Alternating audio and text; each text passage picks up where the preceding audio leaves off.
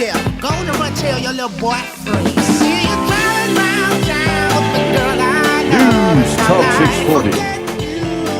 640. WFNC. Trev Truth in there is mimicking the song here, lip syncing the song. Who is that? CeeLo Green. Yeah, CeeLo. I think it was CeeLo. I knew it was CeeLo. You hear me telling. But this is not CeeLo here on the screen with me. On the screen with me is Dockery. You're a grief educator.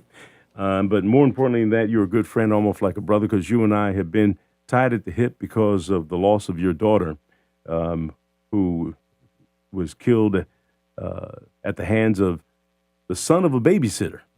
It was hard to believe that that's what happened, but that's happened. And because of that, you've gone through some training, and now you're a grief educator, and you got an event coming up. Tell us about what's going on. Good morning to you.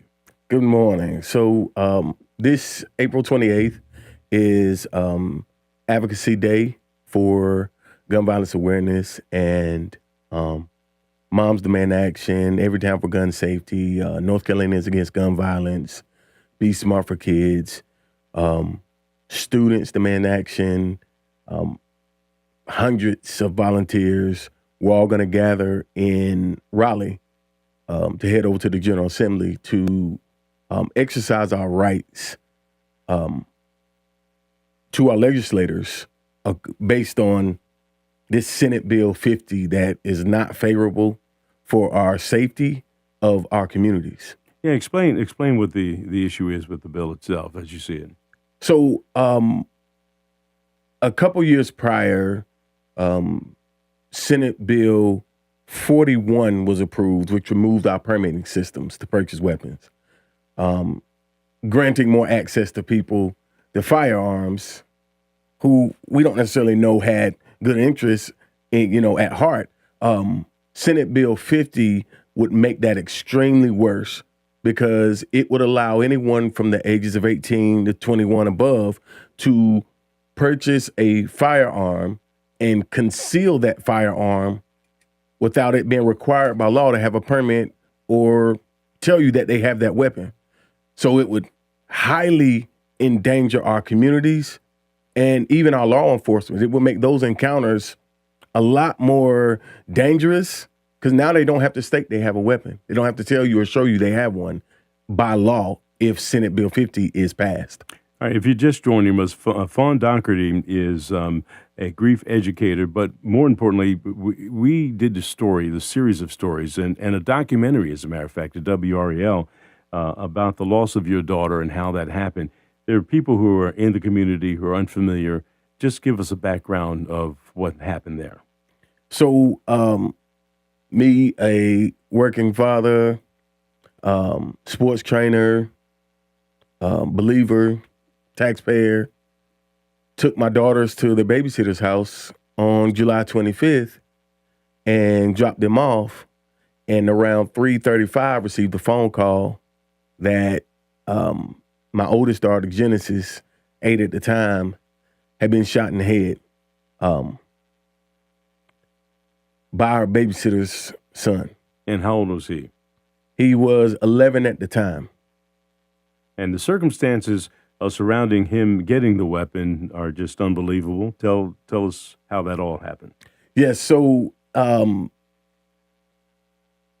will say this. Safe firearm storage is something that we can all practice. And just as much as we never assumed that day we were going to get that phone call, we did. And that is the result of a gun owner and a babysitter not practicing safe firearm storage. Now, it's my understanding, I know it's my understanding, I did the story on it. The weapon itself that killed your daughter was next door inside a safe of the grandfather of the young man who went next door and somehow figured out the combination. I don't know if the safe, when you get a safe, the combination is only like 1, 2, 3, 4, 5 or whatever it is. And then you're encouraged to change that. Yes. But apparently the grandfather did not change it, and the grandson knew what the combination was. And to make sure, now, if I'm not right on the story, you stop me in my track, but it's my understanding he went in, the gun was locked up inside the safe. The grandson knew the combination, was able to get the weapon out and then bring it from the house next door where the grandfather is to the house where your daughter was being babysitted. Now, this is not the first time that you drop your kids off over there. Nope. Give us some background there, because you never had any question about guns or safety.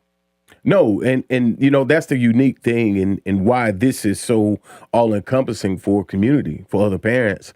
That was not the first time that we took our kids there, and they never told us about anything dangerous or uncomfortable, or again, prior we had both went into the house, seen the kids there. I didn't see him, but it was never a situation where we felt like that was going to be an issue until that day it was. And as spoken on the documentary, the babysitter claims the weapon was left in a closet, on a shelf, and for whatever reasons, that is highly unsafe around any children. And that is not safe and secure practices for a firearm, especially with a kid in your home who has this unusual liking to making these threats towards other youth. Well, one thing I uncovered during the story was the fact that we found pictures of the 11-year-old with weapons, firing them and brandishing them in a way that I don't know if it looks aggressive or whatever it is, but he was familiar with weapons. Yes. So this was not the first time he just stumbled into a weapon. He went, got the weapon, came back next door, and for some reason, it was described as it fell off the shelf and hit. You don't believe that. I don't know what the final determination is on this, but your daughter was shot and killed in front of her sister. How's she doing? How's my daughter? How's my little niece doing? She's doing well. She's doing well. And that determination was also made and revealed by the sheriff's department to be untrue. They tested it hundreds of times and it never went off. So we know that trigger was pulled. Right. In other words, there's no way, based on the angles of the bullets and everything, all the scientific stuff that they do at a crime investigation, there's no way that weapon could have fallen out of that closet and hit the ground on the angle that it hit your daughter and killed your daughter. Right. Now, Amara was there, and she witnessed this. Yes. And so you've had to go through grief counseling, and so has she, and so has your wife, Kimberly. Yeah. How's the family doing? They are doing well. They have their times. Grief comes in waves, and Amara is still growing into this idea of her sister not being there. She just had spring pictures, and now where she would do sibling pictures, now she has to hold a picture.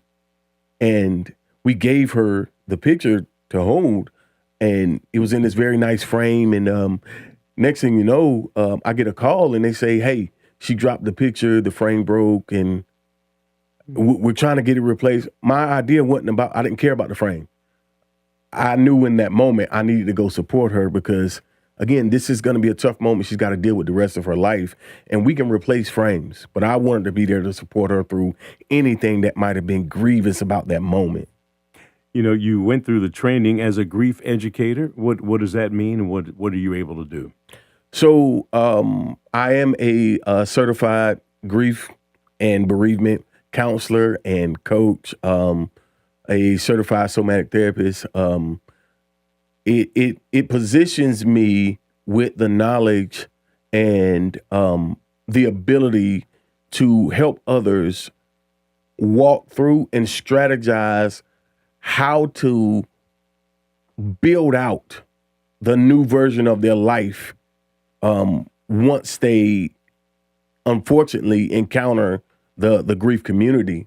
And I took these courses at a time where I was walking through acute grief myself. So it was extremely difficult, but I knew it was, number one, a calling of mine, but I also knew that it would empower me and give me more opportunity to influence and impact others walking in grief in our community in a better way. Unfortunately, we have several. And Zion, you know Myra Gibbs. Zion Gibbs was killed. Random bullet that happened down the block. He was inside his house. Bullet went through the window and hit him while he was playing video games. Yeah. And so there was some arrests on that. Myra Gibbs is going to be here. Well, we're going to talk to her over the phone. She's coming in for the Dogwood Festival. Okay. And Zion's Day is going to be June 7th. So we're going to Yes. talk a little bit about this. So it just seems like it doesn't stop. But I think the most important reason I bring this up is the fact that you as parents, and Myra's parents, you don't want your children's death to be in vain. Right. And one point you make all the time is the fact that you are not against gun ownership or trying to take guns away. Talk about that for a second, because people think, oh, that's not what this is. Yeah, so and I think that's important to stress here and in Raleigh on April 28th when we go up to advocate. We're not saying we're against guns. That's not the issue. Now, if it's illegal, of course, but we believe that there's a responsibility that comes with gun ownership: safety, security, and training. So when those three are followed, by all means, it's a constitutional right. Exercise it. I'm not saying, and nobody we're aligned with is saying, no, don't have guns. No, we're saying get them legally, store them effectively, and educate and train with them and around them, and inform your house and those who come in there, hey, this stuff is taken care of, it's secured effectively, and that's not a worry here. Okay.